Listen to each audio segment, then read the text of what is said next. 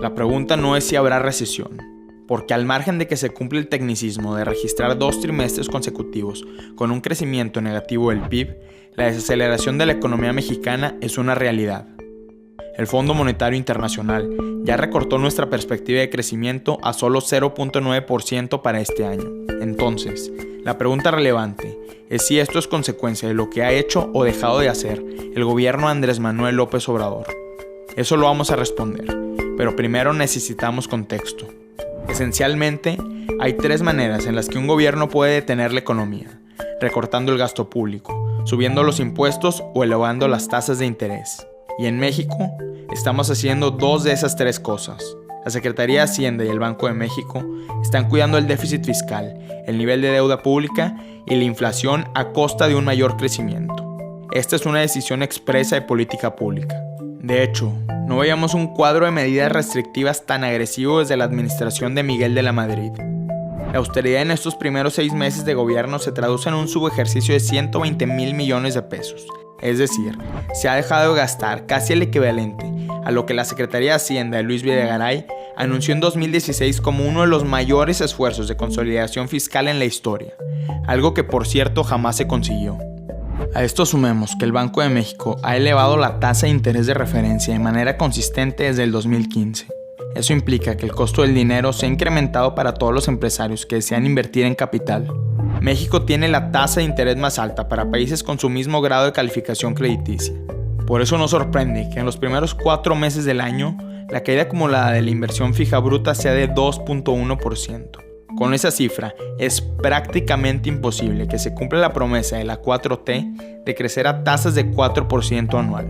Pero otra vez, ¿la austeridad responde a los objetivos políticos del gobierno de López Obrador o es el único camino que ha dejado la herencia a los sexenios anteriores?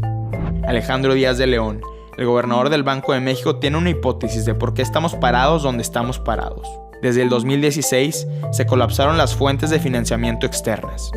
Y esto responde en gran medida a un cambio estructural, a un punto de quiebre tan importante como la firma del Telecán en 1994 o el boom petrolero del sexenio de José López Portillo. México se convirtió en un país en el que se importa más petróleo del que se exporta. En el 2018, este déficit fue de más de 23,000 millones de dólares. La consecuencia más relevante de esto es una caída de los flujos financieros externos de tal magnitud que tuvo que ser compensada con una menor absorción de recursos del sector público. Traducción: el dinero fácil se acabó y el gobierno entró en una fase de austeridad de la que todavía no se ve salida. La prueba del colapso de los recursos financieros está en esta gráfica del tipo de cambio efectivo. El peso no ha podido recuperar su nivel desde el error de diciembre de 1994. Pero si se observa con atención, 2016 es el año en el que todos los indicadores financieros comenzaron a deteriorarse. El costo de asegurar un bono mexicano a 5 años es igual al de otros activos con niveles de calificación crediticia que están 2 escalones por debajo del nuestro. Y bajo esta medida, Pemex, el centro neurálgico de riesgo financiero en el país, cotiza 100 puntos base por arriba de Petrobras, la petrolera brasileña que hace algunos años estuvo al borde de la quiebra. Esta es la herencia que recibió Andrés Manuel López Obrador, pero eso no lo exime de culpas.